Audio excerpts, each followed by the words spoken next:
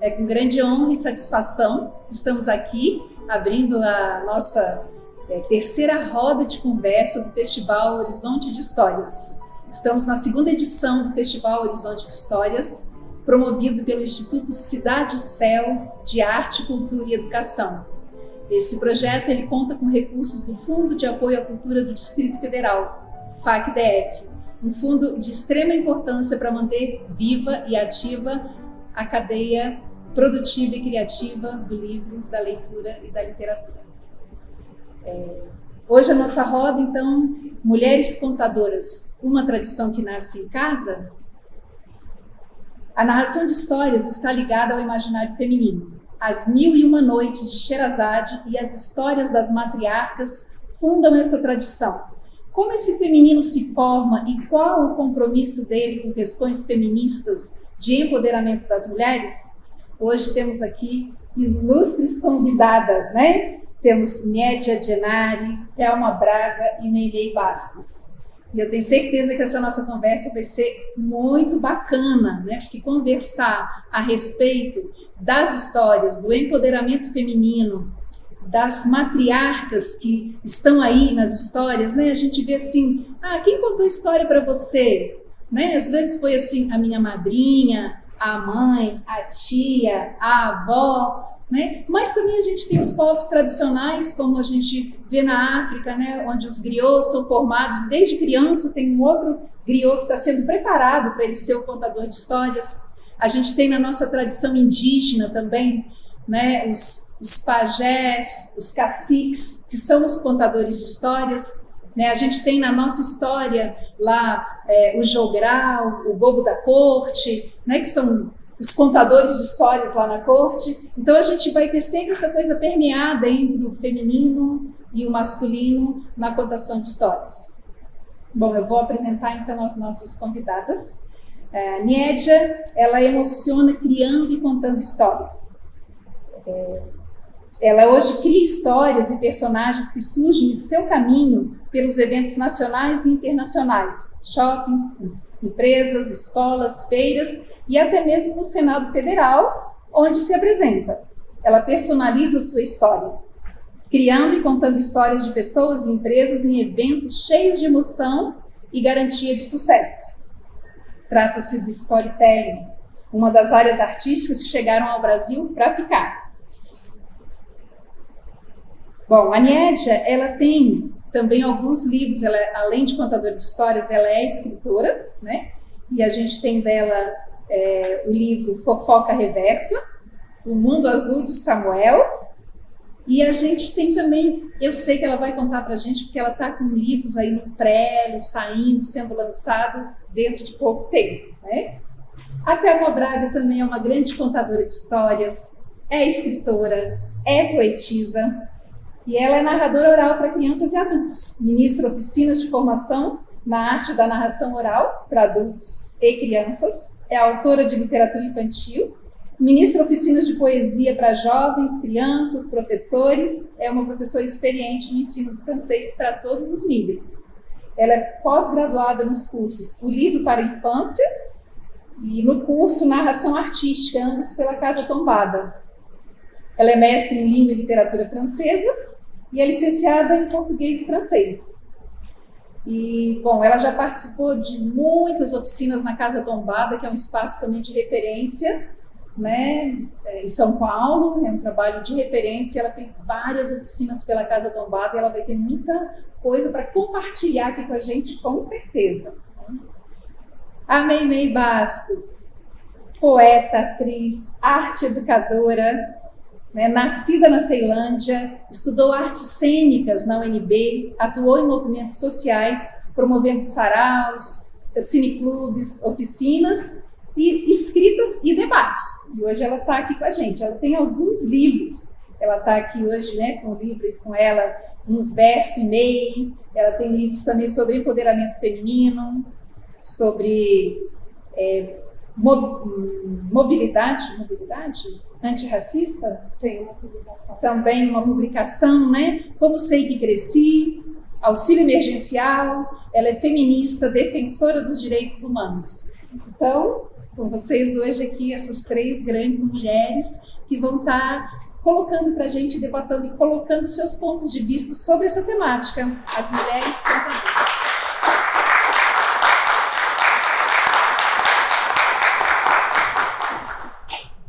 E eu vou deixar livre quem quer começar de vocês a falar um pouco para a gente. Ai, gente, olha a vergonha que agora, né, não é? Eu vou começar falando que eu estou muito feliz de estar aqui com vocês. Eu estudei aqui no Elefante Branco durante muitos anos e eu vim aqui nesse espaço, eu via esse espaço, eu ficava encantada. Só que eu nunca tive a oportunidade de entrar enquanto artista, enquanto escritora. E aí quando eu estava entrando, eu falei, nossa, velho, que realização. Estou muito feliz de estar aqui hoje, vim correndo para cá. A gente tem, não sei de onde vocês vieram, se vocês são daqui do Distrito Federal.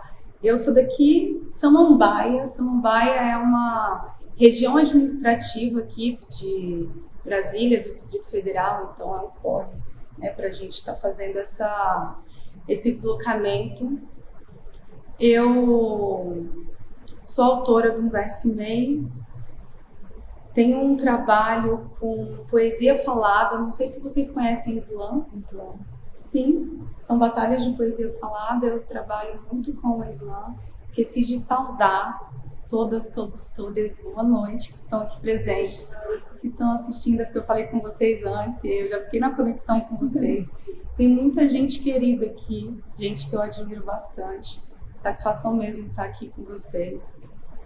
Eu trabalho com slam e quando eu recebi o convite para participar dessa roda de conversa, eu fiquei muito contente porque estou publicando agora, está na pré-venda, já vou fazer um marketing aqui, tá? Sem vergonha mesmo. Está na pré-venda o meu primeiro livro infantil, que na verdade não é um livro infantil, que é para ser um livro lido por qualquer pessoa, de qualquer idade, que é A Menina que Bebeu Água do Chocalho. Ele está sendo publicado pela editora Avá, que é aqui do Distrito Federal, uma editora assim que super promete, está sendo uma das mais promissoras. Eu falo com orgulho mesmo, porque a gente tem que falar com muito orgulho do que é daqui, do que é nosso, né? Do que é nosso, a gente precisa enaltecer. E é um livro que parte muito dessa vivência, do que me foi contado por essas mulheres que permearam a minha infância, especialmente, assim, toda a minha vida, né? Minha mãe até hoje é uma mulher que conta muita história. Felizmente, minha filha tem essa honra, né, de ter a avó ali para compartilhar, porque pensando enquanto uma mulher negra, periférica, muito da nossa história foi apagada. A gente desconhece, por exemplo, de onde vieram os nossos ancestrais. Diferente de outros grupos que sabem, o meu avô era da Itália, minha avó era de Portugal, da Alemanha. A gente não sabe, né? A gente tem muita dificuldade de saber. Então eu vejo como sendo algo muito positivo para a Sofia, né? Ter a avó para contar, né?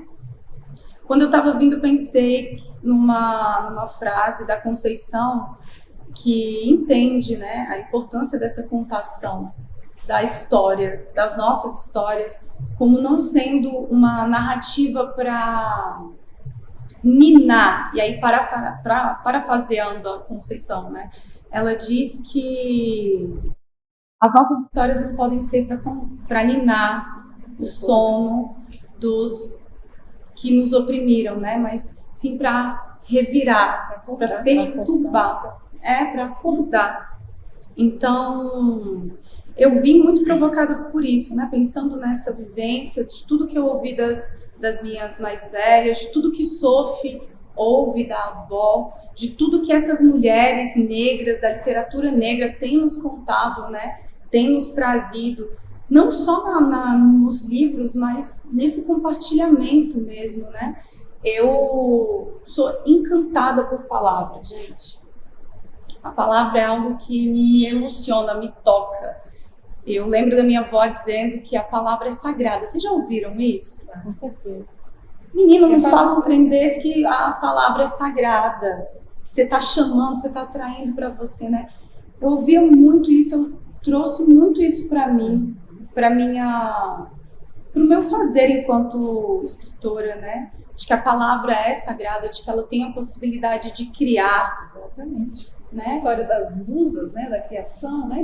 Eu uso muito essa metáfora sempre, quando as pessoas começam a falar e a conversar, que é a partir de uma história indígena também, do Beco Cororopi, que é o Deus do Trovão. Então ele não está tão longe, ele está pertinho, ele ouve tudo o que você pensa e diz. Então atenção com as palavras que saem, né? Isso é lindo. Porque isso vem dessa história da criação das musas, é através da palavra, né? A palavra se fez, oralizou e materializou, criou. Essa ideia da palavra sagrada, ela funda várias culturas, né?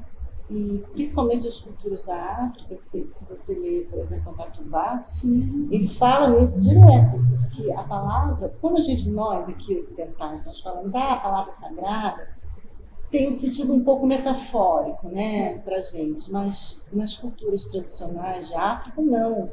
Ela realmente é sagrada, porque eles atribuem uma importância divina a essa palavra, né? Então ela tem uma dupla função, ela é divina, quer dizer, ela é divina no sentido descendente e é sagrada no sentido ascendente, porque ela transforma o nosso próprio ser também no sagrado, né? E não é só a palavra humana, porque para Matubá ele fala que nas culturas, porque tem aquela coisa também, né? Quando a gente fala em África, a gente pensa que é uma coisa só. Claro, aquele nosso várias velho culturas, erro, né? Como não dá para falar do índio brasileiro, né? Não dá. Sim. Muitos claro que ele se refere às culturas a que ele tem conhecimento, a dele próprio e algumas ali daquela área ali abaixo do Saara, né? Mas na maioria dessas culturas, a palavra não é só a palavra humana, né? Tudo fala, tudo. É como a cultura indígena, né? O rio fala, a pedra fala, os animais falam. E se a gente for comparar a mitologia de muitos desses povos com a nossa mitologia indígena, a gente vai encontrar, assim, uma coincidência impressionante desses povos tradicionais, né? E é uma coisa realmente bonita demais de se pensar, de se refletir sobre isso. A minha mãe e meu pai, eles tinham uma cultura assim, escolar, né, acadêmica, muito limitada, mas eles davam uma importância incrível à palavra oral. A minha mãe não era muito de contar histórias assim de tradição, ela contava mais histórias da família, que também é uma coisa muito importante, né, Nédia? É você saber de onde você veio, é saber quem foi o seu avô, quem foi o seu tio, né? Porque você se situa ali naquela cultura familiar. Já o meu pai, ele tinha, como ele nasceu no interior, ele era um contador tradicional. Então ele tinha muitas histórias acumuladas na cabeça. E também dos livros, porque ele também gostava de ler. Então ele misturava, às vezes, muitas coisas que ele sabia, com coisas que ele lia, e assim ia, né? Meu grande contador de histórias foi meu pai. Mas a minha tia também era uma boa contadora. E aí eu posso contar uma historinha rapidinho?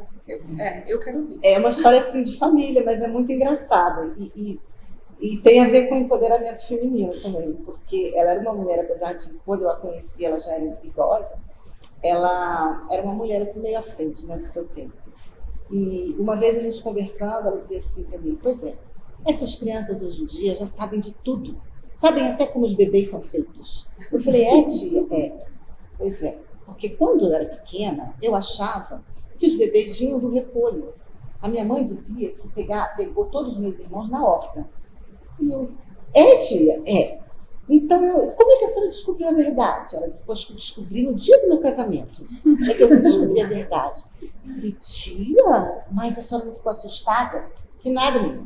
Minha mãe fez muito bem de me contar. Eu falei: como assim fez? Porque se eu soubesse como era, já tinha feito há muito tempo.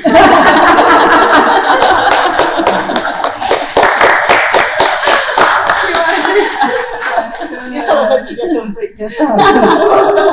Muito bem à frente do tempo. Então, até tem uma sessão de contos que eu não ouvi, mas só o título foi uma coisa instigante, que era Para Acordar a Adormecida, né? E que eu acho que é uma temática muito bacana, né? Porque tem a ver muito com essa temática, né? E vocês me cortem se eu falar de muito, falar muito, porque como a minha veio aqui, eu acho que ela bebeu água do chocalho, né? Eu sou uma das E eu bebi na casca do ovo, que é parecido. Porque lá no Rio de Janeiro é assim, se a criança não fala com uma certa idade, tem que dar água da primeira chuva de janeiro na casca do ovo. E até 2 anos e meio eu não falava nada, nem uma palavra. Imagina, hoje eu sou tagarela. Mas porque minha mãe foi previdente, me deu a tal água da chuva na casca do ovo. Já nasci falante. E só para completar o que vocês falaram, né? Essa questão da palavra sagrada, eu acho que as histórias são sagradas, né? Sim. E aí, é claro que puxando um pouco para o que eu faço, porque a nossa vida é feita de histórias. Se a gente parar para pensar, a gente está fazendo história o tempo todo, né? Eu acho que a gente é um grande livro. Eu sempre falo que todos nós somos um grande livro com capítulos, com páginas que a gente quer esquecer, com páginas que a gente precisa reler, né, para enaltecer o que a gente está vivendo. Eu costumo dizer isso. Eu acho que são essas histórias que curam, que transformam a gente. Eu tiro muito isso pela premissa da minha própria vida, né? Eu honro a sua história e eu sempre gosto de dizer que no meu lugar de branca, né, de privilegiada, eu não tenho essa... eu até brinquei que a gente viveu uma situação semana passada e eu disse, eu vou lá porque eu sou branca e é horrível você dizer isso, porque as pessoas fazem isso, então a história negra ela precisa ser valorizada, mas a história da minha família é uma história também muito difícil, talvez você viveu também, porque o meu pai veio aos 3 meses num navio, fugindo da guerra na Itália, então eles passaram 1 ano e meio, a minha avó teve outro filho dentro do navio, porque não se sabia onde ia chegar, e essa foi a história de muitos italianos, muitos descendentes que vieram para o Brasil, né, Aula? Você sabe disso. E eu também não tive uma referência feminina na contação de histórias, porque o meu grande contador de histórias foi meu pai, que não estudou, mas ele falava vários idiomas daquela vivência do navio com muita gente. Ele falava francês, ele falava inglês, ele falava alemão, sem nunca ter feito um curso. Ele foi um autodidata, então ele me contava muitas histórias. E eu até brinco que eu falava, eu acho que você morou nesse navio até os 50 anos de idade, porque tudo que ele me contava tinha acontecido no navio. Era uma história de todos os lugares do mundo que tinha acontecido naquele navio, assim, de um sofrimento muito grande, que eles vieram literalmente amontoados também para chegar. E eu tive essa referência de contador de histórias, mas a minha família é uma família muito feminina, nós somos 4 irmãs, a minha irmã mais velha é 20 anos mais velha do que eu, então ela é minha irmã, eu já a chamo de mãe até hoje.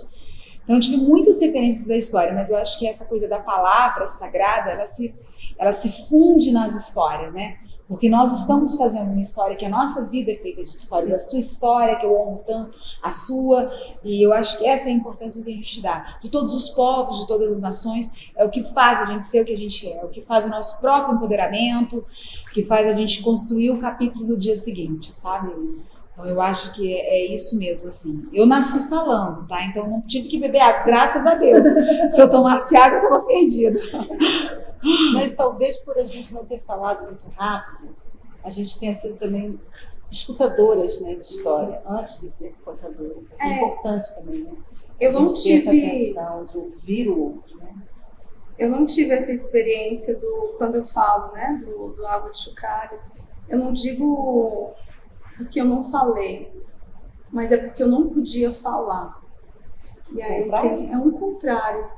Você vê, né, nesse processo do livro, eu fui buscando em muitos lugares, para além de mim, mas também bem concentrada no que era meu, né? Sim.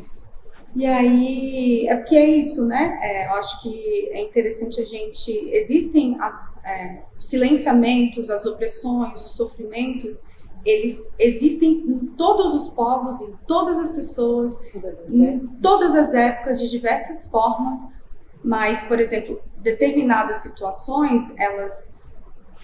porque eu tive um exemplo, né? Eu tive uma dificuldade de falar. Isso pode ser entendido como um sofrimento. Outro entendimento é de que quando os nossos ancestrais vieram para cá, que eles vieram de formas que eram muito sofridas e difíceis.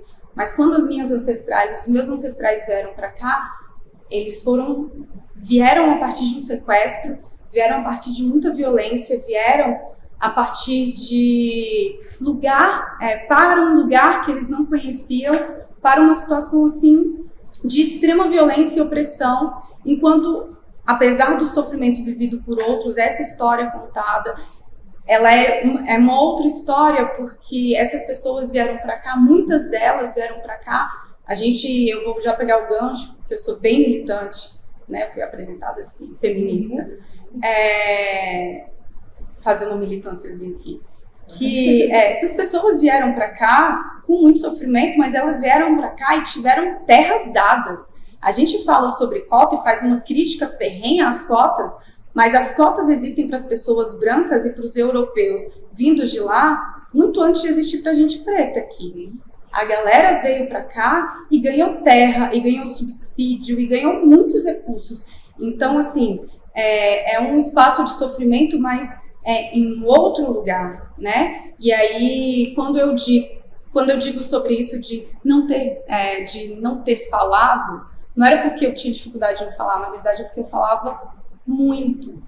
Eu tinha muita coisa para contar, e por isso que eu estou dizendo que é uma militânciazinha, porque militânciazinha não, mas é algo, pode ser entendido como uma militância, mas é algo importante dizer, que diferente de não ter falado, foi ter sido silenciada. Sim. Por isso que era a menina que bebeu água de chocalho, porque todas as vezes que eu ia falar, alguém soltava assim, nossa, essa menina parece que bebeu água de chocalho.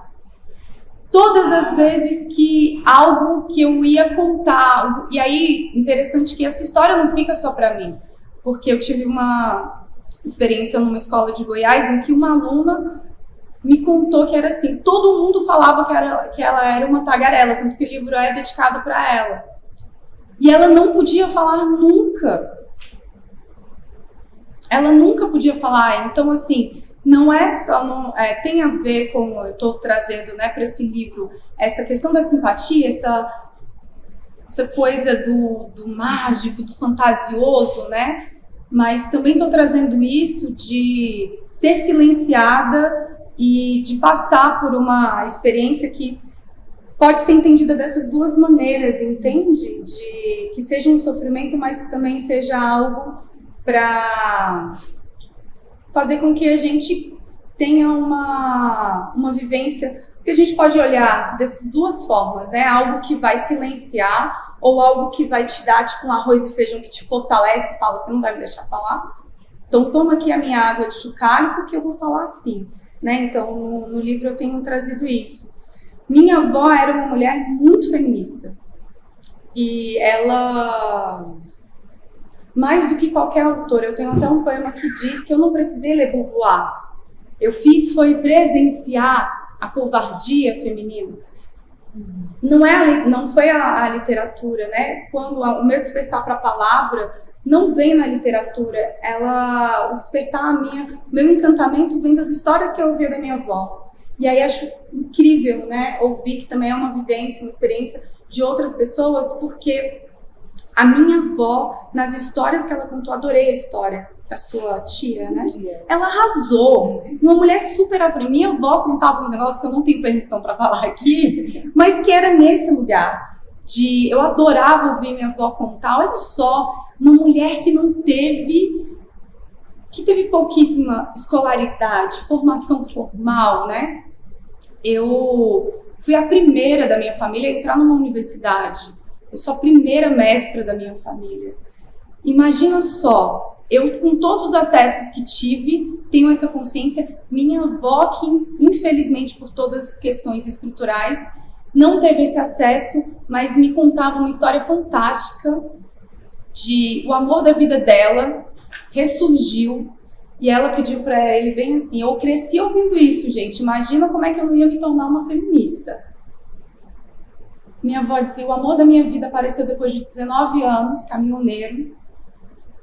E eu disse para ele só uma coisa, não quero que você ande naquela zona ali. Que era um lugar, e aí eu gosto de contextualizar, porque a minha família veio construir Brasília, galera. Minha família veio construir o Distrito Federal. Né? Eu sou neta de candango, dessas mulheres que vieram para a construção dessa cidade. E aí, lá na Vila Dimas, em Taguatinga, é um lugar que depois de construída a cidade, o pessoal foi distribuído assim, foi expulso do centro e foi levado para as periferias. E aí ela dizia bem assim, não vá, ela disse para ele, não vá nesse lugar. Mas também é aquela coisa pedagógica, né? Não vá, mas também não vou dizer para você por que não, e nem vou dizer qual é o castigo. E aí, um dia ela voltando do plano, ela trabalhava aqui no lago, ela voltando do plano, passa e tá quem? Sentado bem bonitinho na frente da zona. Meu avô. Abre essa porta, barba azul. Então, ali não. Não, será? Mas aquela proibida eu quero. Aquela que tá sentado lá. O que minha avó... Aí ela, olha só que coisa, falando que mulher incrível. Ela não falou nada, ela passou, viu, arrumou as coisas dele, deixou na porta da casa, trancou a porta e não atendeu. Não atendeu. Não aceitou ser submetida a mais uma... Eu poderia chamar de violência, porque falta de responsabilidade afetiva a gente pode entender, né? A gente pode entender como violência, né? Não aceitou. E essa era uma das histórias que eu cresci ouvindo. Minha avó, contando isso, me ensinou sobre limite, sobre autocuidado, sobre autoestima, sobre empoderamento, amor próprio. Sim, com certeza. E olha só que fantástico, né? Tipo, não precisei... Eu li muitos textos, né? A universidade proporciona esses acessos pra gente, mas o que mais marcou, o que mais me marca enquanto feminista, militante, é essa história que a minha avó me fala. Por aí a gente vê a importância desse diálogo em família, entre as mulheres, né? Essa troca de experiências, a troca de histórias. E não só as histórias de família, as histórias de tradição, elas também trazem dentro delas vários ensinamentos, né? Sem ter aquele cunho didatizante, pedagógico, que a gente tanto critica em algumas histórias autorais, né? mais modernas e antigas também. Mas essas histórias, elas se aproveitam desse universo do maravilhoso, do encantamento, e na verdade elas estão falando sobre as nossas relações humanas, né? E sobre o empoderamento feminino. Porque até mesmo aquelas histórias que a gente critica muito, quer dizer, algumas pessoas, né, aí uma polêmica, como as histórias de Cinderela, Branca de Neve e tal, que infelizmente foram as únicas que chegaram em grande volume até nós, né? Não que não existissem outras princesas em todos os continentes do mundo, mas até mesmo essas histórias, se você for, porque as histórias têm camadas, né, a gente tá careca de saber isso. Mas até mesmo essas histórias, elas nos falam também do valor da ancestralidade, de você ser insubmissa, de você se impor como mulher. A própria Cinderela. Outro dia eu estava conversando com uma amiga minha, e ela disse, eu sou traumatizada com a história da Cinderela. Eu não suporto a Cinderela. Eu falei, mas por que, coitada da Cinderela? Não, porque ela é submissa, ela é isso e aquilo. Eu falei, mas veja bem, vamos parar para pensar. Gente, a Cinderela... ela cultuava a ancestralidade dela. Quem era aquele ramo que cresceu e virou uma árvore? Era a mãe. Quem dava o poder a Cinderela? Quem deu o poder? Não foi a fada madrinha. Bom, se bem isso foi lá na história do Perrault, né? Mas na história dos irmãos Grimm, quem dá o poder a Cinderela não tem fada nenhuma, não. É a mãe. É o túmulo da mãe que dá o poder a ela. Que é a história da Baba Yaga, que é a boneca que ela ganha da mãe. É o eco aí. Poder, né? Gente, eu adoro Baba Yaga. Baba Yaga está espalhada pelo mundo. É a Cinderela, né? Sim. Exatamente. E pensa bem, uma mulher sozinha, há séculos e séculos atrás, que tem a ousadia de ir a um baile sozinha, sem pai, sem irmão, sem marido, sem mãe, sem ninguém. Ela entra no baile de cabeça erguida e diz, agora vocês vão me aceitar. Sim. Né? E depois ela sai e ela não se submete a cortar pezinho, a cortar dedo, a cortar o qualquer. Ela não se submete a ser violentada, a ser mutilada. Ela quer ser aceita inteira, do jeito que ela é. Então, se a gente for fazer essa leitura da Cinderela, até mesmo a Cinderela é uma mulher empoderada. Ela não tem nada de submissa. Ela se faz de submissa. Né? Agora, é verdade que muitos outros contos foram realmente apagados, silenciados. Nós temos contos belíssimos, com mulheres fortíssimas, e que realmente aqueles que são mais, assim, digamos, conhecidos, são esses, das princesas, Sim. dos palácios, né?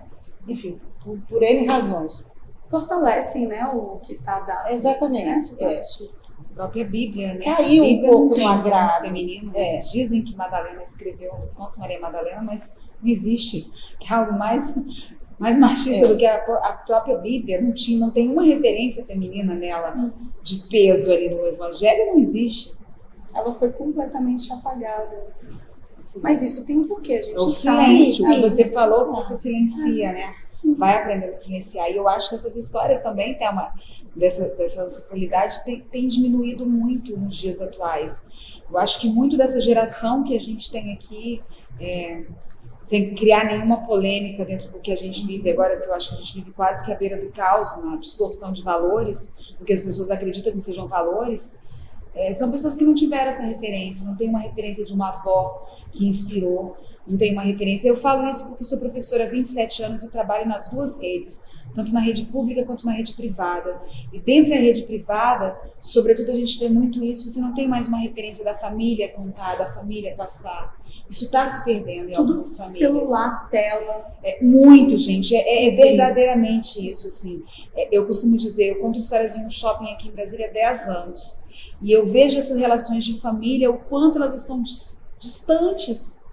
É uma coisa de dar, de colocar, sabe, o tempo todo. Até tem um exemplo que eu gosto de contar. Eu tenho uma cobra que eu uso. E eu fiz essa cobra com muito amor. Eu vi uma história minha. Até aí um dia um pai falou, eu quero essa cobra. Ele quer a cobra, eu quero. Não, a cobra não está à venda. Mas eu quero, eu não vou dizer não para ele. Mas você precisa dizer não para ele. Você precisa dizer não, você precisa dizer que uma hora a porta se fecha, que existem regras, que existem combinados. Assim como a sua avó fez um combinado com seu avô e foi cumprido, isso te serviu para te fortalecer. E certamente deve ter sido muito doído para ela também. Com certeza. É doído, mas a gente precisa resgatar isso. Sim. Que não tem, porque eu acho que é o que está faltando. Sobretudo, essa geração que a gente vive. Às vezes eu vejo as pessoas falarem coisas que eu penso, meu Deus, não é possível que eu estou ouvindo isso. Agora, acho importante falar também que as mulheres, o feminino, né, de maneira geral, o princípio feminino, sofreu 3 tipos, segundo o meu ponto de vista, né, 3 tipos diferentes de apagamento. Isso sim, estou falando em relação à contação de histórias, especificamente, né? Primeiro foi o apagamento das próprias guardiãs da palavra, essas mulheres anônimas que, durante milhares de anos, conseguiram, né, garantir que chegassem até nós histórias uma coisa assim, a gente não consegue nem imaginar. Né? Talvez algumas remontem até a beira lá da pré-história. Muitas delas serviram de base para os grandes escritores que são conhecidos até hoje, como os próprios irmãos Grimm, que se valeram dessas contadoras, e elas não são lembradas, a gente não sabe nem quem é. Né? Por exemplo, a Dorothea Strafford, eu não sei falar porque é alemão, não sei pronunciar direito, mas ela foi uma das grandes fontes dos irmãos Grimm. Eles fazem uma pequena referência ao nome dela, se eu não me engano, na 2ª ou na 3ª edição dos contos, mas assim, é uma referência lá no prefácio, e você geralmente não lê prefácio, então ninguém fica sabendo delas. Né? O Pitré, que foi um escritor também italiano, que recolheu inúmeros contos, uma das grandes, assim, uma das maiores informantes dele era uma mulher, né? A Gattussa Messia. E ela vai ser referida depois pelo oh meu Deus, Italo Calvino, quando ele escreve as fábulas italianas. Inclusive eu trouxe aqui porque eu acho o máximo, eu queria ler um pedacinho, deixa eu ver se eu marquei a página, eu sou mestre em não marcar as coisas. Ele mesmo usa várias fontes, né, para escrever fábulas italianas. E uma delas é a Pitré. Então ele cita, porque, ao contrário dos Grimm, por exemplo, que não faziam referência às fontes, o Pitré faz, como o Câmara Cascudo fazia também referência a quem contou, onde foi, em que ano e tal. E o Calvino vai lá, né, na fonte do Pitré, e ele fala o seguinte: assim como a protagonista da coletânea de Pitré é uma velha narradora analfabeta, a Gattussa Messia, antiga empregada da casa de Pitré, um grande número dos mais belos contos de Pitré vem de sua boca. e minha escolha serviu-se amplamente dela. Mas isso também ninguém sabe, porque está no prefácio, ninguém lê prefácio, gente. Leiam prefácios, pelo amor de Deus. É importante, tem coisas muito importantes, ninguém lê. Da típica contadora siciliana, Messia possui uma narrativa cheia de cores, de natureza, de objetos, com vida ao maravilhoso, mas faz com que este nasça frequentemente de um dado realista, de uma representação da condição do povo. Olha só, presta atenção. Igualmente, a linguagem rica de invenção, mas também apoiada no bom senso dos modos de dizer e provérbios. E característica que já me parece pessoal, a escolha dos conteúdos. Está sempre pronta a movimentar personagens femininas, ativas, empreendedoras, corajosas e que surgem quase em contraste aberto com a ideia passiva e fechada da mulher que se considerava tradicional na velha Sicília. Então, assim, a Gattuso, ela não só contou, ela escolheu o que contar. Ah, quer saber da minha história? Peraí. Então, ela escolheu o conteúdo que ela ia contar, ela não contou qualquer coisa, né? E eu não sei se vocês possam fazer propaganda. Claro, eu acho, eu falei. Não é meu, não, mas enfim. Esse livro aqui, que eu acho que vocês devem conhecer também, maravilhoso, é um livro da editora Florear, da Suzana Ventura e da Cássia Lese. Ele chama Na Companhia de Bela, contos de fadas por autoras dos séculos 17 e 18. Porque quando a gente pensa em contos de fadas, a gente lembra de quem? Assim, geralmente, quem que vocês lembram? Chapeuzinho Vermelho. Não, autores. Irmãos Grimm, Terror, Irmãos Grimm. Sim. No máximo, Ítalo Calvino. E acabou, né? Geralmente são esses nomes, assim, que divulgaram e tal. Só que as autoras, elas fizeram uma pesquisa incrível sobre autoras mulheres dos séculos, entre, né, os séculos 17 e 18, que escreveram centenas de contos de fada, publicaram, divulgaram e não são conhecidas. A gente tem aqui, né, também a Teresa Então esse Lucia, livro é muito legal para quem quiser. Própria Ela Ruth traz, Guimarães. inclusive a própria autora, a Bela e a Fera. Quem é que sabia que a Bela e a Fera foi escrita por uma mulher, por exemplo? Foi, mas ninguém sabe disso. Então, foi a Madame de Beaumont que escreveu a Bela e a Fera. E assim como ela, várias outras escritoras que fizeram sucesso até na época, né? Mas que depois, evidentemente, né, não era bem visto e nem era, vamos dizer assim, pertinente que mulheres se sobressaíssem mais do que os próprios escritores homens. Foi o que nos chegou. Foi Sim, a imagem dos homens. a gente pode puxar essa narrativa tão antiga também das Mil e Uma Noites, né? A Exatamente. história da Sherazade, que eu acho que é uma representante, assim, que é uma coisa, a gente vai num tempo bem anterior, né? Onde ela consegue a redenção através da própria palavra, né? Porque, não sei se alguém quer falar. Se Você entra no das terceiro histórias. apagamento, quer falar. O primeiro apagamento foi dos o narradores. O segundo apagamento das escritoras. E o terceiro? E o terceiro apagamento das próprias personagens femininas, né? Porque a gente construiu uma cultura do herói, e o Sr. Campbell contribuiu muito para isso, né? Do herói masculino, mas a gente não tem, vamos dizer assim, a heroína feminina não tem o mesmo status do herói masculino. E existem milhares de histórias maravilhosas com heroínas fortes, corajosas, destemidas, heroínas africanas, asiáticas, chinesas, enfim. Mas aí é a questão da nossa povos cultura também. originários, As de mães, todos os campos os do filhos mundo. são heróis, as meninas não são heroínas, eles são já, né, são motivados a serem super-heróis, a serem os donos de si, e as meninas não, né? Sempre mais apagadinha, mais quietinha. A criação, Com certeza. por muito tempo, de muitas gerações, foi desse jeito. Menina se contém, menina não é heroína, né? A professora Regina Dalscatani tem um trabalho muito maravilhoso sobre isso aqui no Brasil, de autoras femininas, né?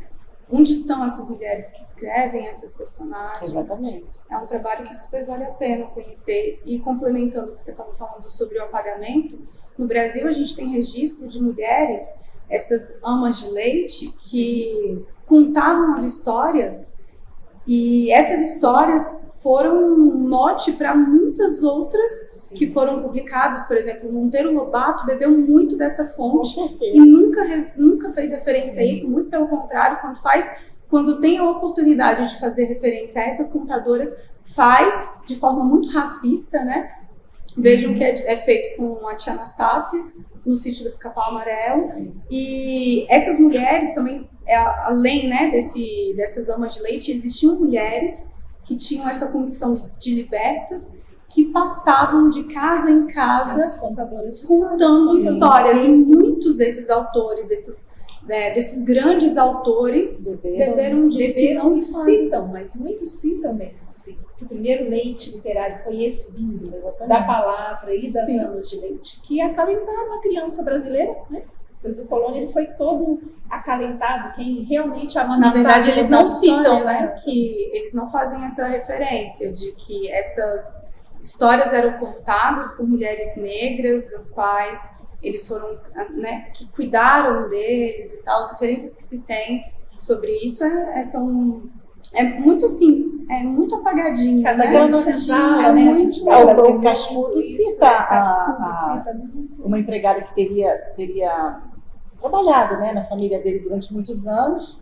Esqueci o nome dela. Mas aí a gente pega a exceção e não pode transformar em regra, né? Porque um citou, todos os outros citaram, que na verdade... Mas assim, é aquela citaçãozinha, né? É exatamente isso que dá uma citaçãozinha. Eu adulta vim conhecer Ruth Guimarães, né, que foi a primeira escritora negra, que tem uma obra incrível, e muita coisa da Ruth Guimarães eu conhecia, mas não sabia que era dela, que a fonte vinha dela. Só depois que eu fui ler a história dela, que eu fui entender que eu vi. É o próprio Mazzaropi mesmo, que, né, aquela coisa que vem ali daquela coisa, veio muito de Ruth Guimarães. Ô, Niede, você trabalha no Senado, você sabia que... Eu também não sabia, não. Descobri isso hoje, por incrível que pareça, pesquisando outras coisas. O Senado não, a Câmara, tem uma publicação que eu achei, fiquei assim de cara, sobre escritoras femininas, escritoras mulheres invisibilizadas, eu não me lembro invisibilizadas, bem o título, alguma coisa assim. Tem até uma homenagem, ela inclusive está acontecendo. Né? É um livro recente de agora, né? Eu vi que foi de 2018, não, minha filha, depois de 2018. Antes da pandemia. Não, eles fizeram uma publicação. É de 2018. Então, essa publicação é de 2018, e ali tem vários nomes, aí eu fiquei olhando e falei, gente, eu não conheço. Conhecia só a Maria Firmino e uma outra lá que eu não estou me lembrando. E só. E tem até um prêmio, eles dão e um o prêmio resto agora. Não conheço, nunca ouvi falar. Existem coisas bacanas que acontecem ali que a gente também não sabe, né? Sim. Eu também descobri um lado bom, que acho que havia um lado ruim lá. Mas existem coisas boas por ali. E está acessível no site da Câmara, né? Para quem quiser consultar o nome dessas mulheres. Mas eu acho que essa questão mesmo de ser apagada, eu acho que é bem importante citar mesmo, porque a gente não dá referência. Sim, né? a Tereza Luiza, né? A gente pode ver assim como uma escritora também que fala, quem a maioria das pessoas não conhece, né? Foi uma grande pesquisa do Altimar Pimentel, né? Na Universidade da Paraíba.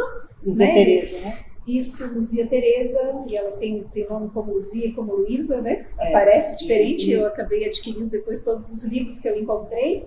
E assim, uma grande contadora de histórias, né? Ela não era alfabetizada e contou muitos e muitos contos. Sim. E quando ela estava, né? A Universidade da Paraíba tem isso, gravou todos esses contos, e quando ela já estava assim no leito de morte dela, já, né? Lá no finalzinho, ela falou: ai, que pena que eu estou indo embora, eu ainda tinha tantas histórias para contar. Agora vocês veem. Que coisa legal isso, né? De ter, e o livro do Altimar foi publicado aqui em Brasília, né? Sim, foi publicado aqui. Inclusive o livro que ele tem aqui na pesquisa de Brasília durante esse período do Mobral, né? Porque nos anos 60, a nossa história do Brasil é uma história de oralidade, né? A gente hoje, como se está todo mundo escolarizado, mas a nossa história é uma história de oralidade. Né? Muito pouco tempo atrás, uma ou outra pessoa conseguia decifrar esse código, e era o leitor público que lia para as outras pessoas, né? Sim. Então a gente não tinha uma história realmente. E nos anos 60 ele fez essa pesquisa em Brasília com os estudantes de Mobral, E Brasília, a gente tem as pessoas que já estavam aqui, e era muita gente que estava em Brasília antes de Brasília iniciar a construção, né? Eu moro em Braslândia, e Braslândia e Planaltina já existiam, né? E o Distrito Federal foi assentado sobre Lusiânia, Planaltina e Formosa, então ele tem a história desse território, mas é contado para a gente uma história de que aqui não existia essa história anterior, né? Mas a gente tem uma história muito antiga. Então, nesse período, o próprio lugar onde foi feito o Lago Paranoá era uma vila, né? Que foi aterrada. Sim. E tinham pessoas que moravam lá. Sim, isso no depois, né, no pós-construção. Mas o que ele fez também, que foi bem interessante, foi essa pesquisa com essas pessoas que estavam no Mobral nessa época, e ele resgatou essas histórias que as pessoas traziam, né? E ele pôde fazer, a partir dessa pesquisa, ver o quanto que Brasília é a síntese da cultura nacional, a partir dos contos que foram resgatados das pessoas que vieram, porque as pessoas elas trazem nas suas bagagens, a sua cultura, a sua história, isso vem junto. Por mais que fique meio escondido, às vezes eu vou para outro lugar, eu tenho uma certa, sei lá, uma certa vergonha até, né, da minha própria história, mas quando você abre um espaço, que é isso, esse é o lado legal do contador de histórias, de abrir essa possibilidade da história, sim, você traz a sua história, né, que vai se misturar à história de outras pessoas, então é uma pesquisa assim muito bacana, né? Sim, com certeza. Eu vou querer conhecer, até porque eu estou vendo uma coisa agora, uma realidade de Brasília, quando ela falou que a família veio. A gente fez uma pesquisa, né? Claro que é uma pesquisa muito superficial, sem nenhum dados, mas fez um projeto para repensar o Distrito Federal e a gente entrevistou alguns pioneiros. E todas as mulheres que foram entrevistadas, que vieram na construção de Brasília, diziam que elas não podiam sair de casa quando eles recebiam os pagamentos. Que o nível de álcool, porque era a quantidade mínima de mulheres, então o nível alcoólico das pessoas, a solidão das pessoas que abandonavam as famílias. Então teve uma coisa que você está dizendo de pesquisa, também tem um lado ruim aqui, né? Que a mulher sempre, né, naquele papel de ter que ficar sobrevivendo ali, né? Eu vi isso, eu quero aprofundar essa pesquisa sobre isso, porque inclusive na inauguração de Brasília, muitas mulheres não puderam participar da festa, e foram muitos dias de bebedeira e de tudo, e elas tinham que ficar presas dentro de casa. Era perigoso, era perigoso, era um risco para elas, né? E é muito, muito chocante ver esse depoimento dessas mulheres. Eu fiquei muito chocada de ver de algumas pioneiras que também são esquecidas da nossa história. Exatamente. Né? Que eram cantineiras, que faziam, que alimentavam os peões, sim, que estavam ali construindo também. Muitas largaram as famílias também e vieram para essa região que já existia. Mas cadê essa referência? A gente sempre vê os candangos, os pioneiros. Sim. Cadê a história das mulheres? Né? Eu também sinto falta disso, de ouvir dessas pessoas, dessas mulheres, como foi estar aqui, como foi essa construção, né? Porque a gente faz muito, enaltece muito a força masculina nessa construção, mas a gente esquece das mulheres que estavam fazendo. A avó do meu companheiro, por exemplo, era uma mulher que veio para cá e ela vendia marmita para os trabalhadores. Era uma mulher que preparava comida para essas pessoas. Então eu sinto muita falta de ouvir mais, sabe? Já ouvi algumas histórias, tem um trabalho muito interessante de uma professora da UNB sobre as zonas, sim, durante a construção de Brasília. E ela traz, né, essas vozes dessas mulheres que trabalhavam nesses locais. Só que para mim não é o suficiente, né? Eu queria ouvir mais, porque quando a gente traz, a gente tem a gente muitas vezes entende que ouvir uma voz, por exemplo, nós estamos aqui entre 4 mulheres e somos mulheres mais diversas, né? Com vivências diversas. Então, é ouvir a voz da mulher que estava ali, né, fazendo a marmita, a outra que estava trabalhando na zona e as outras tantas que estavam aqui, né? Eu descobri que os primeiros jardins de Brasília foram feitos com a ajuda de mulheres. Você falando disso, eu lembrei também agora dessa artista que estava, Mariane Perini. Ela estava, pouquíssimas mulheres. Faleceu há pouco tempo. Faleceu recentemente. Ela faleceu, acho que tem nem uns 3 meses. Perrete. Agora, desculpa. Você vai, a gente Perrete. Nome correto agora. Sim. Eu estava tentando, eu sabia que estava fugindo alguma coisa. Eu já ouvi falar também que as lavadeiras também exerceram um papel muito importante, né, no começo. Elas recolhiam as roupas de todos os trabalhadores ali daqueles agrupamentos e traziam depois tudo limpo, tudo cheirosinho. E esse trabalho esse trabalho braçal, porém é um trabalho extremamente necessário, né? Fica invisibilizado, ninguém fala, né? Ninguém fala nisso também. Eu realmente tenho muita paixão pela história de Brasília e essa despertar das mulheres. Eu quero aprofundar mais um projeto aí para minha vida, porque realmente a história das mulheres candangas, as mulheres pioneiras que trazem esse empoderamento da palavra, né? Eu não sou de Brasília, eu nasci em Cuiabá, mas eu sempre digo para todo mundo que Brasília me recebeu de asas abertas, e acho que a minha história é muito parecida com muitas histórias, porque minha família estava completamente falida, o meu pai estava desempregado, e a gente veio para cá em busca da esperança, né? Sim. E eu acho que isso aconteceu com muita gente, né? Como Palmas, Tocantins também, tem muito isso ali, a história de Palmas e em Tocantins ali também, muita gente que foi para lá também em busca da esperança. Eu acho que eu tive em Palmas recentemente, até vi um livro lá incrível, contos, né, de Tocantins, e tem essa história das pessoas vindo em busca da esperança. Mas eu amo a história de Brasília, eu amo a cidade das nossas regiões administrativas, acho super importante isso, eu acho muito incrível o quanto Planaltina e Braslândia foram braços fortes para essa sustentabilidade, para que pudesse acontecer, né? E ficam completamente apagadas na história. Sim. Eu acho que própria Anápolis, né? Assim, a gente vê que, não sei, quando eu fui conhecer um pouco mais da história de Anápolis, através do Bernardo filme, Sayão fazia esse trajeto, da Tânia Montoro, né? Sobre Hollywood no Cerrado, dos atores de Hollywood que vieram, né? E vieram para Anápolis, vieram para cá naquela busca do ouro também e tudo, mas Anápolis teve uma importância enorme, porque o trem ele já chegava, né, do Rio de Janeiro até Anápolis, entende? Tinha o trem, então a chegada, a capital era lá, né? Anápolis tem uma importância enorme na construção de Brasília, e ela também é invisibilizada, como é invisibilizado todas essas fazendas e todas as coisas que estavam nesse território. A gente está num local que a gente tem uma história de assim, registrada, né, em termos dos sítios arqueológicos presentes aqui, de 10 mil anos datado.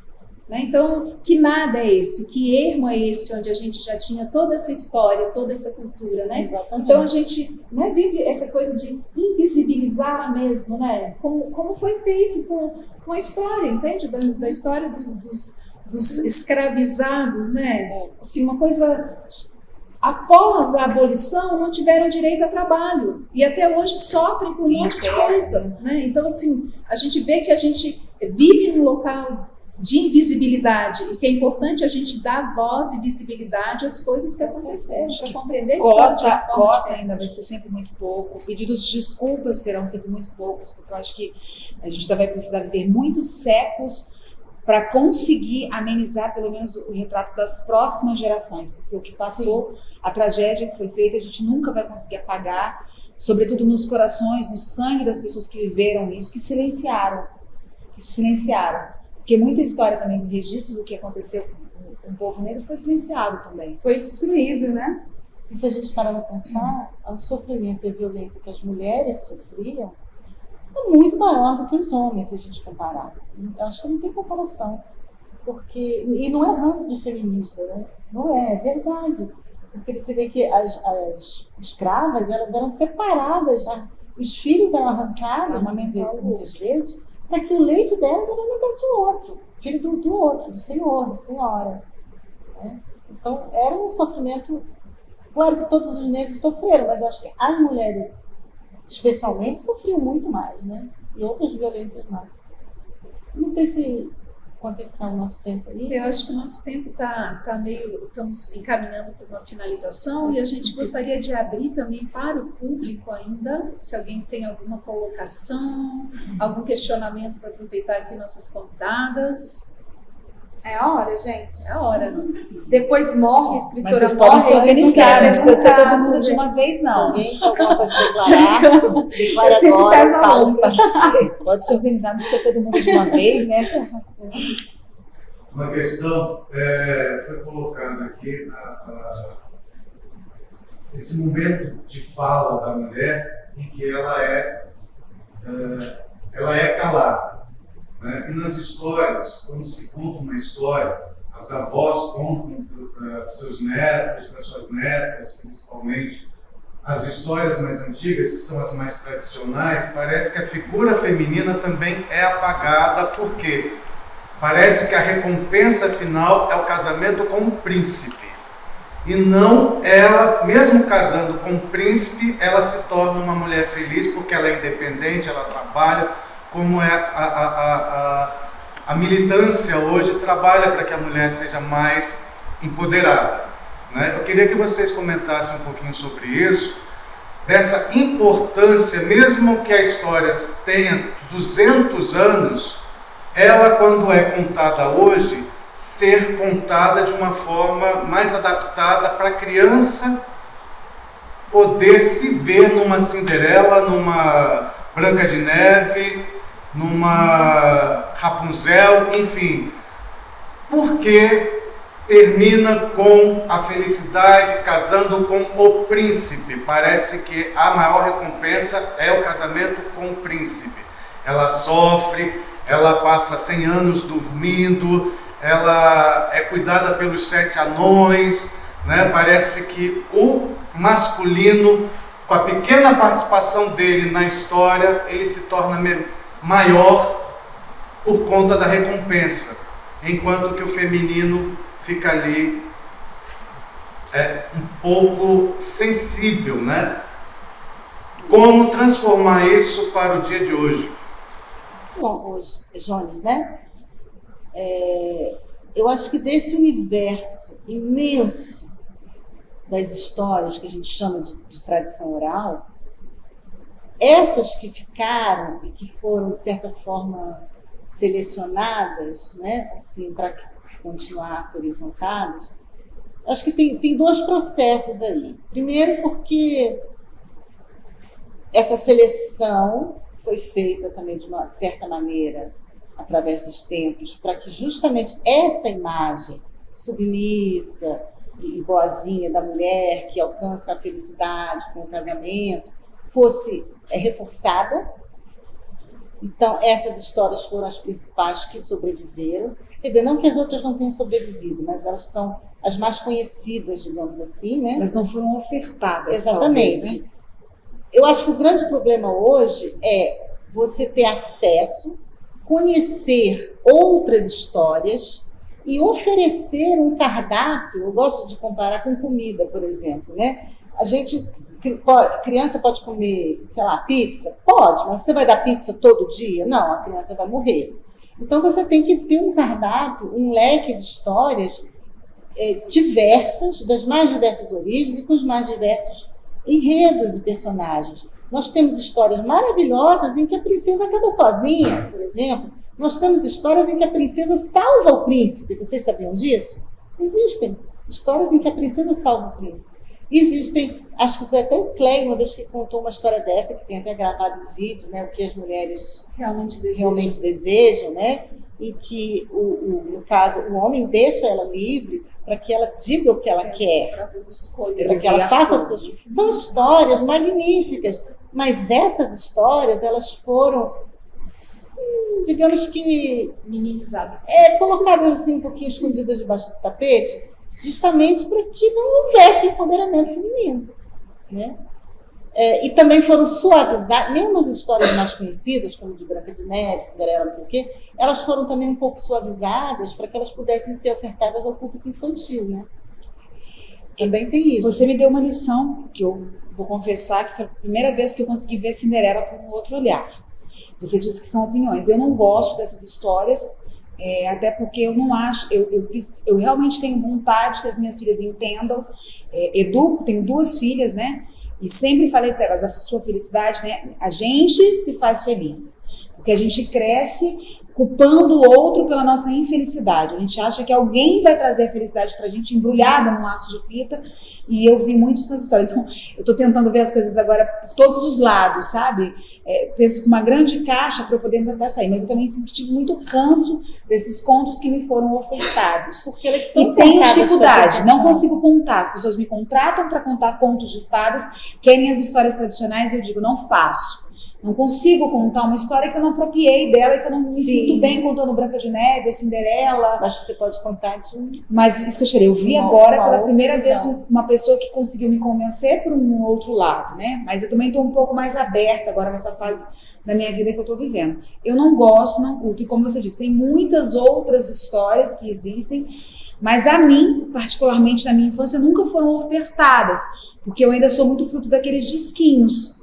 A minha geração, eu tô com 47 anos, era aqueles disquinhos que eu via, que era o vermelhinho, o rosa, que tinha aquela história contada, e eu ouvia aquilo e achava ótimo. Amo aquela coleção de discos, acho incrível, mas eram as histórias que me eram ofertadas. Ou aqueles livros que os vendedores passavam na porta, que você mexia assim, que tinha um reflexo, e que eu era louca com aquilo que fazia exposição no meu quarto. Então, não me foi ofertado. Então, eu acho que é exatamente isso. Hoje, você contar histórias a partir disso. E, para mim, a melhor história que tem para se contar é a própria história. Eu acho que uma família contando uma história para um filho, você contando para a Sofia sua história, a história da sua avó, eu acho tão mais impactante do que contar a história de Cinderela ou de Branca de Neve. Para ela vai ser uma referência tão maior. E volto a dizer que bom que a gente muda, que a gente pode crescer, que a gente pode mudar de opinião. Que bom que o mundo evoluiu, eu espero que ele continue evoluindo, porque o que a gente tem visto é um atraso, ele está andando para trás. Então, eu fiquei emocionadíssima em ver as crianças, não sei se vocês já viram esses vídeos, negras vendo a Ariel, a versão da Ariel negra. É fantástico você ver aquelas crianças vendo. Aquele vídeo é emocionante, não tem que não. Quando vê que a Ariel é negra, o cabelo da Ariel é um cabelo black, um cabelo empoderado dela, é sensacional. Que bom que a gente muda. Então eu espero isso. Assim, eu errei. Eu fiz coisas horrorosas na minha vida. Eu falo coisas horrorosas que até agora eu descobri que a gente não pode falar vício, né? Pela BNCC, a palavra vício está sendo abolida dos livros. O livro que tem esse nome, vício, está sendo abolido, as escolas não estão notando. Então tem que ser hábitos ruins. Ok, tem uma coisa muito chata também nisso meio tudo. Mas ao mesmo tempo tem uma coisa muito boa. Por exemplo, Monteiro Lobato foi horrível, racista, horroroso.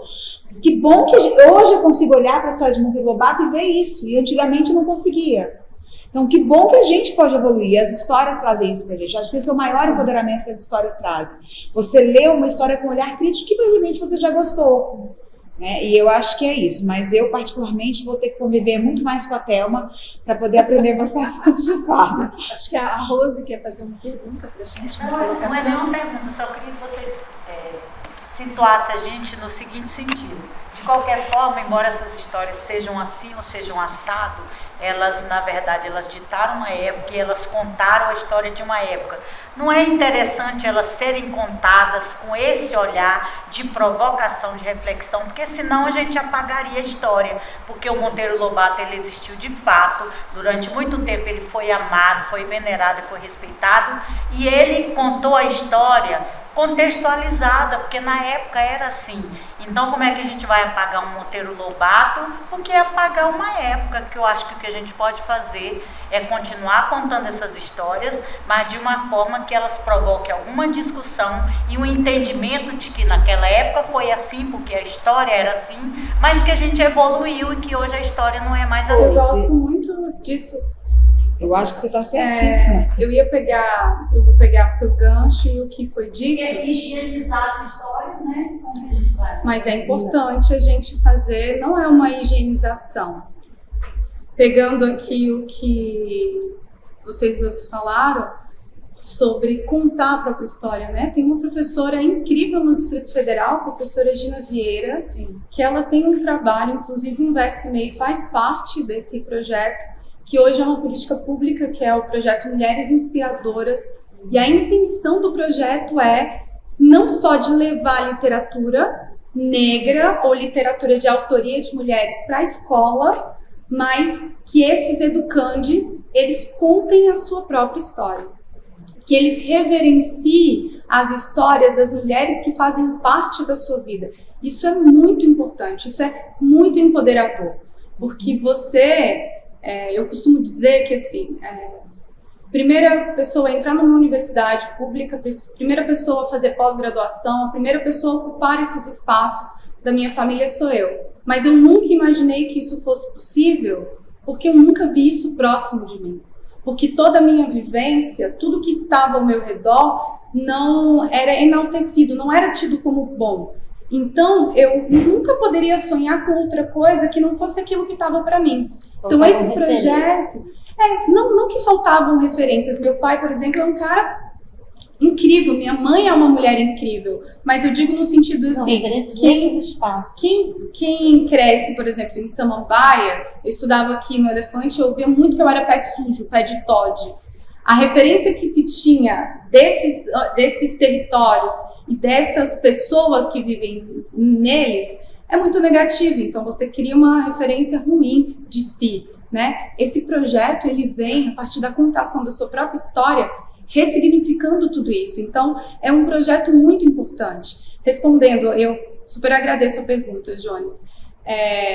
Falando sobre a importância e sobre essas histórias, né?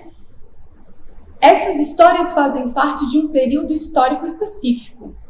As pessoas que contavam essas histórias, eu imagino assim, sempre que eu olho para um período, eu sempre tento compreender qual era o olhar que era presente naquele momento, né? Eu não levo o meu olhar para aquilo.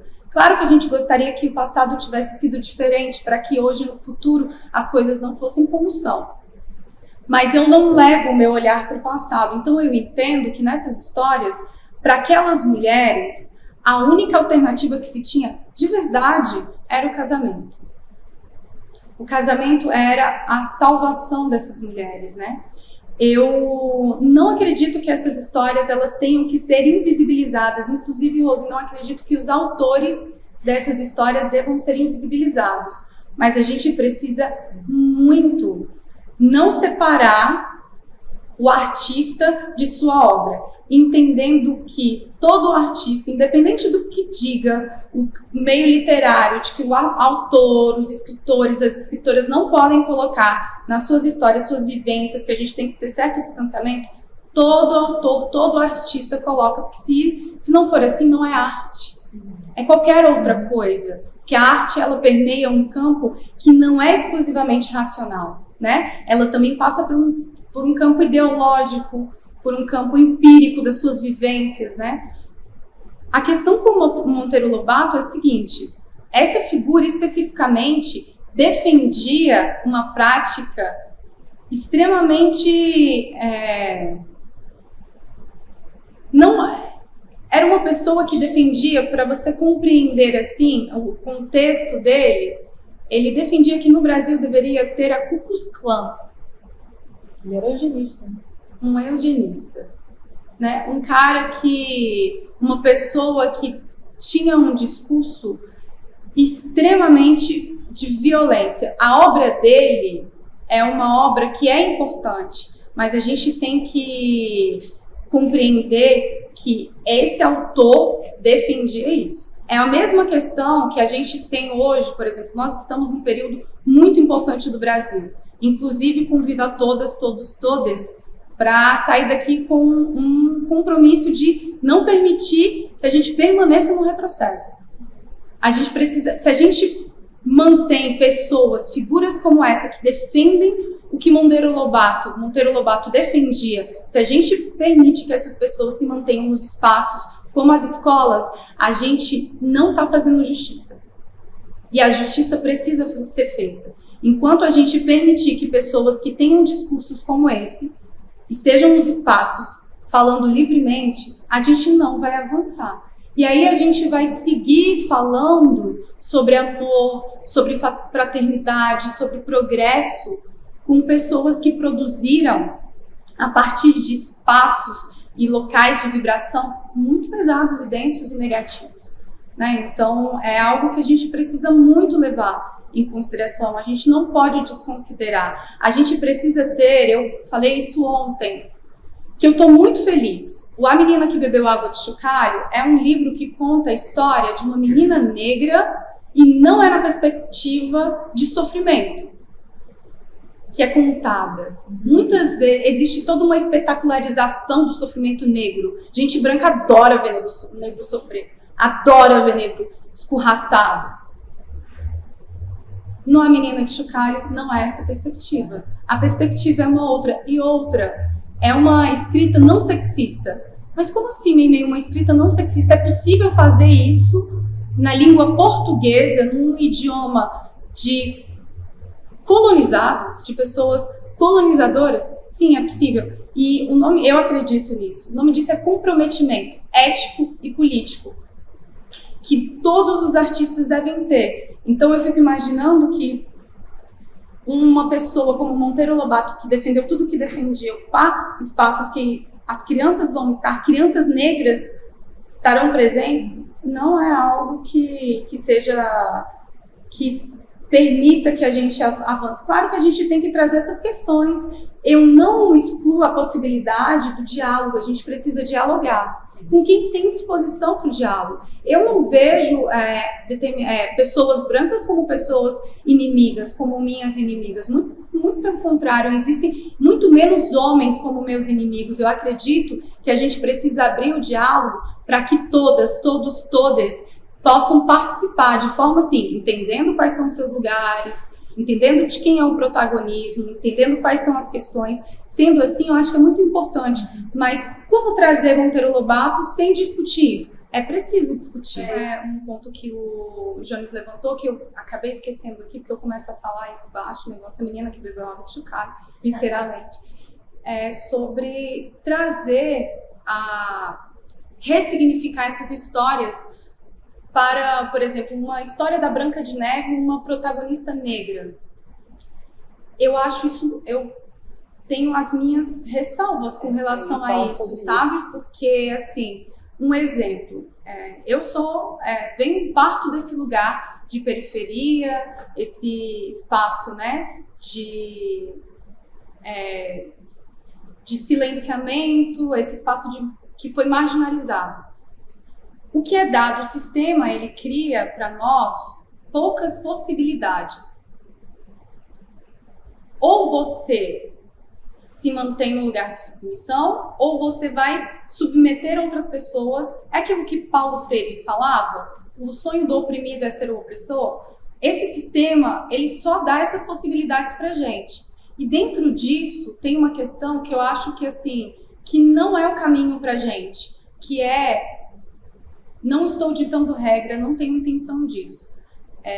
De que a ascensão da pessoa negra só se dá se ela ocupar os espaços que for das pessoas brancas. Esse espaço da branquitude, compreende? Então, para mim, não tem avanço nenhum. Histórias que são protagonizadas por pessoas brancas, mas depois são ressignificadas e protagonizadas por pessoas negras. Não é. Eu coloquei a questão da negritude numa personagem. Não, mas eu estou trazendo isso porque você trouxe a questão da ressignificação. O empoderamento dessa personagem feminina após o casamento. Sim, mas eu estou trazendo isso do ponto de ressignificação que você trouxe, que é o que acontece para nós, pessoas negras, que ressignificar histórias é nos colocar nesses lugares de protagonistas, quando na verdade é isso não para mim não é um avanço. Sim. A ascensão não vai ser ocupar espaços que foram ocupados historicamente por pessoas brancas. O avanço vai ser quando nós estivermos as nossas histórias ocupando espaços iguais. Sim. E também de importância, entende? Até porque são outras princesas. Você não precisa pintar essa princesa, entende? A gente tem, né, em África, você vai ter muitas histórias de princesas negras. E são outras histórias que vão estar empoderando. Sim. Da mesma forma como a gente tem que pensar enquanto contadores de histórias, que histórias a gente escolhe para contar, né? Uhum. Se a gente trazer um pouco assim também para o Brasil, né? Dentro das histórias indígenas, a escola traz quase sempre ela aparece assim uma lenda indígena, a lenda da mandioca, uma coisa curtinha, pequenininha, Vitória Régia, né? Na hora do dia do índio, põe 2 risquinhos aqui, uma peninha, um tipiti norte-americano. Quer dizer, a gente com essa pluralidade que a gente tem de culturas indígenas, de quantidade de histórias, de falas, de linguajagens diferentes, a gente tem uma pinceladinha ali do tupi, né? E a gente tem tantos outros troncos, tantas outras histórias incríveis, né? Porque a gente vai estudar um pouco mesmo, pegar a fundo uma história indígena, ela é muito próxima às Mil e Uma Noites. É muito próximo ao que Sherazade faz. Eu já tive essa oportunidade de ouvir a história contada direto do cacique, onde ela é contada uma semana inteira. Uma semana inteira, uma história emenda na outra. Ela é super comprida. Aí na hora que é apresentado pra gente, é apresentado um negocinho. Ah, a menininha loira foi enterrada e nasceu e surgiu a mandioca. Assim, quem inventou essa história? Que isso não é uma história indígena, né? Então a gente tem que voltar mais também para a nossa cultura, para a nossa história, entende? De conhecer mesmo as histórias, né, de matriz africana e afro-brasileiras e trazer essas histórias, né? Não pintando as princesas, mas trazendo as verdadeiras princesas, esse empoderamento mesmo que se faz necessário, né? Que histórias a gente quer contar? Né? A gente está fazendo esse elo entre o passado e aqui e o futuro. Que histórias que a gente quer que sejam propagadas, né? A Alda trouxe essa fala super importante. Eu acho que o empoderamento passa pela diversidade. Você oferecer realmente, sabe, variadas histórias de variadas culturas, para que a criança saiba que não existem só aquelas princesas louras vindas da Europa. Até porque elas são brancas, porque elas eram europeias, gente. Estão certo. Agora, né? Não podia ser diferente. Você quer que uma princesa alemã seja negra? Não, ela é alemã. Então ela não pode ser negra. Agora, existem milhares de outras histórias vindas de África em que existem milhares de outras princesas e personagens e masculinos e animais e tudo mais, e que também precisam ser conhecidos. E que também precisam ser colocados. Concordo perfeitamente com você. E outra coisa, essas histórias todas, nós já temos. A gente está falando disso aqui como se fosse futuro. Não é futuro. Nós temos escritores maravilhosos que já divulgam. Temos Heloísa Pires Lima, Cristian de Oliveira, temos ilustradores maravilhosos negros, Rodrigo de Andrade, que eu tenho a honra de ser amiga dele. Enfim, ilustradores maravilhosos, editores negros. Então, essa cultura, a gente tem que abrir isso. Porque professor em sala de aula, às vezes, Ana Maria Machado, Ruth Rocha, não que elas não sejam boas, longe de mim, adoro elas. Mas assim, não é só isso, gente. Vamos diversificar essa salada, para de comer alface com tomate, vai comer outra coisa, vai botar um rabanete aí, vai botar um... Não é? Eu acho que é importante. Né? Acho que é isso, a gente já excedeu um pouco do nosso período aqui do tempo, né, da nossa roda. Acho que foi super bacana conversar com essas mulheres empoderadas maravilhosas que estão aqui com a gente. Eu queria agradecer a presença de todos, os ouvidos de vocês, de estarem aqui com a gente, né, até agora, e convidar todos para a próxima roda, que é amanhã, onde a gente tem um fórum de contadores de histórias. O nosso festival ele continua até domingo, né? Sempre com histórias às 16 horas, com roda de conversa às 18. E a gente agradece a presença de todos, de vocês. Gratidão pela presença.